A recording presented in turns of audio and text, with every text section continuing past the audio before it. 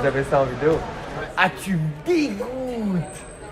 Ah, vous me dégoûtez! Bonjour Roman. Bonjour. Bonsoir. Bonsoir. Ça va? Ça va très bien, vous? Ça va. Ça va. Est-ce que tu peux nous raconter la première fois, vraiment la toute première fois où tu as vraiment été fière de toi? Genre pas forcément par rapport au stand-up ou une connerie du genre. Ah, même dans la vie en général? Dans la vie en général. Alors là, je t'avoue que je sais pas du tout. Je pense que ça remonte à il y a un moment. J'ai dû mettre un but à l'école et j'étais content. Mais je pense je me souviens d'avoir mis un but genre en primaire et j'étais très content de moi. Mais j'ai dû être fier de moi avant pour des trucs un peu stupides. Ok. Mais ça doit être une victoire d'enfant assez banale. Et là, comme on parle de début, là, on va revenir sur le stand-up. Quel conseil tu te donnerais à toi au moment où tu as commencé? Parce que du coup, tu as commencé vers quel âge à peu Moi, près? j'ai commencé à 16 ans. À 16 ans, ouais. Je dirais travail très fort. Mais c'est ce que j'ai fait aussi. Donc au final, en fait, pour être très honnête avec vous, je suis assez satisfait de là où je suis aujourd'hui. Déjà parce que je trouve que ça fait du bien à la tête d'être satisfait avec là où tu es aujourd'hui, peu importe où tu es. Même s'il faut avoir de l'ambition et se dire je veux être meilleur demain, je pense qu'il faut accepter là où tu es aujourd'hui. Donc moi je me dirais juste travaille très fort, sois conscient que tu vas travailler très fort et, euh, et dis-toi que ça vaut la peine en fait, arrête jamais d'y croire. Surtout persévère tout le temps, ça va être très difficile, ça le sera toute ta vie. Même admettons, si tu deviens une très grande star, il y aura des moments bas, il faut juste être très fort dans la tête. Donc persévère, travaille fort. Du coup, en fait, tu as fait une série de vidéos qui s'appelle Migraine Ouais, avec Fishnet. ouais. Du coup, est-ce que tu peux vite fait nous expliquer ce qu'est Fishnet du Alors coup Fishnet, en fait on était 5 amis à Montréal et on était tous passionnés de blagues à différents niveaux. Finalement, on avait à peu près 20 ans. Et mes amis et moi, surtout mes amis, on s'est dit, tu sais quoi, on monte une entreprise. On va faire nous-mêmes de la production de vidéos, on va faire les blagues qu'on a envie de voir, on va essayer des trucs. Et donc on a monté Fishnet. On s'est endetté, donc comme je disais, surtout mes amis qui ont pris les risques financiers, qui eux étaient plus l'aspect business de la chose, et moi avec d'autres amis plus l'aspect créatif. Et donc on s'est endetté, on a acheté du matériel, et on s'est dit, il faut sortir des concepts et faire en sorte que ça marche. Et donc Fishnet, c'est une entreprise, mais une entreprise qui a été faite par 5 amis de 20 ans avec aucune expérience, juste des rêves. C'est vrai, ça a été notre école aussi, tu vois. C'est un des trucs dont je suis le plus fier dans ma vie. On s'est vraiment tous dit, tu sais quoi, on y va. On va se planter, c'est sûr, ça va être très dur, mais on y va. Et c'est avoir fait ce saut-là qui nous a permis d'aller vite, je pense. Et du coup, comment tu vois ton évolution maintenant, aujourd'hui, si tu refais un peu le parcours dans ta tête? Je suis content parce que j'ai l'impression d'avoir évolué vers le meilleur. J'ai gagné en niveau, j'ai gagné en notoriété. Alors il y a énormément à faire. Il y a énormément à faire, mais je suis content. Je trouve qu'on est sur une bonne lancée. Si on continue à progresser à ces rythmes-là, on devrait être bien dans quelques années. Et tu considères qu'il y a eu un twist à un moment donné dans ton parcours qui a tout changé ou ça a été progressif? Il y en a eu plein. Il y en a eu plein. Déjà, il y a quand on a monté cette entreprise, il y a quand j'ai rencontré ces gars-là, il y a mon premier gala Juste pour rire, il y a mon premier spectacle de 1 heure, il y a la première fois que j'ai animé, la première fois que je suis arrivé sur scène et que j'avais pas de texte et que je devais faire 20 minutes. Il y a chaque défi a été un tournant. Pour ça, moi je suis peut-être que je me dirais ça au moins de 16 ans pour revenir à la question d'avant. Et n'aie pas peur de prendre des risques, vas-y. C'est dans les moments où tu te mets le plus sous pression que tu sors les meilleures choses. Alors des fois tu vois pas le résultat immédiatement, mais tu apprends toujours à te mettre sous pression. Faut prendre des risques. Est-ce que pour toi, du coup, Click, l'émission que tu fais sur Canal+, Un tournant aussi, par exemple.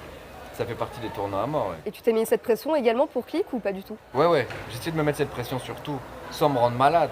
Mais il y a une volonté de bien faire en fait, de vraiment se questionner, de mettre des efforts, de s'investir vraiment beaucoup. Et concrètement, du coup, la télé, ça t'a apporté quoi? Une crédibilité, beaucoup de rencontres. Déjà, Mouloud, c'est un mec assez extraordinaire et toute son équipe, c'est des gens très très cool. Donc ça m'a apporté une crédibilité. On m'a fait confiance aussi, donc ça m'a apporté une grosse exposition. Enfin, du moins une exposition que j'aime beaucoup. Non, c'est à ce niveau-là surtout que ça m'a apporté. Ça m'a permis de me prouver en fait. On m'a fait confiance, on m'a dit est-ce que tu es capable? C'est bien malin de faire des blagues pour toi, etc. Mais là, regarde, tu viens dans un groupe avec des gens, une émission, un propos.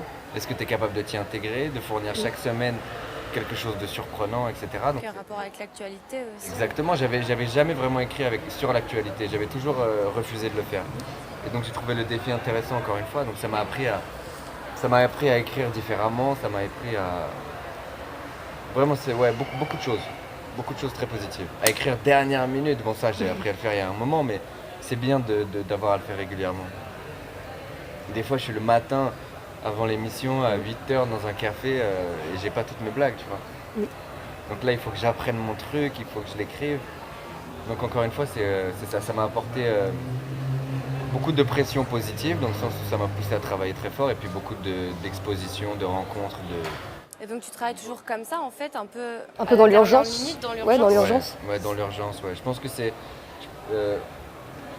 personnellement, c'est assez nécessaire à mon processus. J'ai toujours marché avec des deadlines. Probablement parce que j'ai une nature très paresseuse. On l'a tous. On l'a tous et je pense que c'est facile de ne pas travailler dans les disciplines comme les miennes, puisqu'il n'y a personne qui te fouette. Il faut se fouetter soi-même.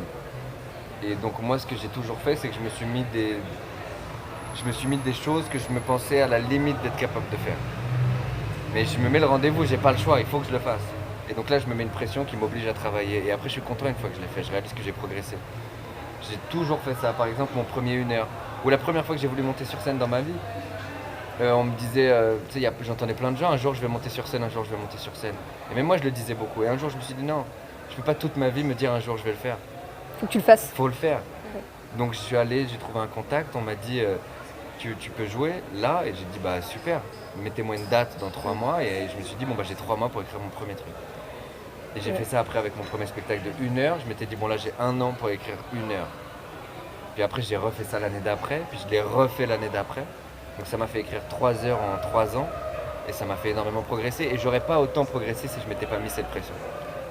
En fait je pense que j'aurais pas pensé être capable de le faire.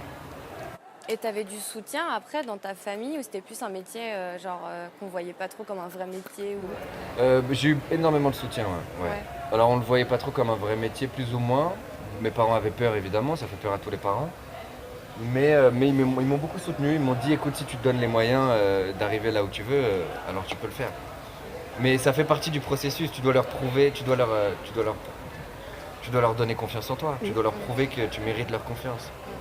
Alors moi j'ai eu énormément de chance, je sais que pour beaucoup de gens, la peur des parents est un frein à l'accomplissement de ses rêves, parce que les parents ont peur et donc ils font en sorte que tu vas pas forcément là où tu voudrais aller toi avec le cœur, et ils veulent t'assurer une certaine sécurité. Moi je pense que ça fait partie des combats de la vie. À un moment donné, si tu veux vraiment quelque chose, il faut que tu sois capable de, entre grandes guillemets, tenir tête à tes parents pour assumer ta propre volonté et ta propre destinée, jusqu'à ce qu'à un moment donné, ils vont te suivre quoi qu'il arrive. Si tu leur prouves que ça valait la peine, ils vont te suivre. Et ça, par exemple, tu l'as compris à peu près à quel âge? Parce que... Bah moi, comme je te dis, j'ai eu Très jeune. beaucoup de chance. Moi, ils m'ont beaucoup soutenu, énormément soutenu. Ils m'ont dit, fais ce que tu veux en fait. Ok. On s'en fout du domaine dans lequel tu vas. Ça n'a pas d'importance. Ce qui compte, c'est à quel point tu t'investis dans la réalisation de tes objectifs. Tes objectifs, ils peuvent être n'importe lesquels. Mais va, travaille, réussis en fait. Peu importe le domaine, réussis. Trouve un moyen, mais réussis. Donc ça a été beaucoup de... Et ce soutien-là m'a donné une pression supplémentaire. Je me dis, j'ai la chance qu'on me fasse confiance. Bah, maintenant, il faut rendre cette confiance. Il faut leur montrer qu'ils avaient raison. Tu parlais beaucoup de l'importance des contacts, mais comment en fait tu as su justement bien t'entourer et trouver justement les bonnes personnes, comme par exemple avec Fishnet ou avec Mouloud? Ah bah, moi, j'ai eu énormément de chance, pour être très honnête. Énormément de chance. Et puis surtout, il faut, je sais pas, moi je pense qu'il faut aller chercher les gens pour... il faut reconnaître le génie des autres en fait. Et il faut être à l'écoute de ses forces et de ses faiblesses. Il faut réaliser quelles forces et faiblesses ont les autres. Et moi j'ai eu la chance de croiser dans ma vie la route de personnes qui étaient excellentes dans des trucs dans lesquels j'étais très nul. Et qui aimaient bien les choses dans lesquelles moi j'avais des forces. Et on a eu l'intelligence d'esprit de vouloir créer un vrai esprit d'équipe. En fait, je pense que le plus important, c'est d'essayer de trouver des gens avec qui tu as réellement envie de partager des victoires et des gens avec qui tu es prêt à surmonter des défaites. Tu vois, c'est ça le truc. Il faut trouver une équipe où s'il y en a un qui perd, tout le monde perd. C'est ça qu'il faut trouver, c'est cet esprit-là. Il ne faut pas vouloir utiliser les gens. Il ne faut pas être dans un état d'esprit où tu te dis je vais m'entourer de lui parce que lui, il peut m'amener là. C'est pas comme ça qu'il faut le voir. Il faut plus le dire qu'est-ce qu'on peut faire ensemble. Tu vois pas qu'est-ce qu'il peut faire pour moi. Ça, je pense que c'est le plus important.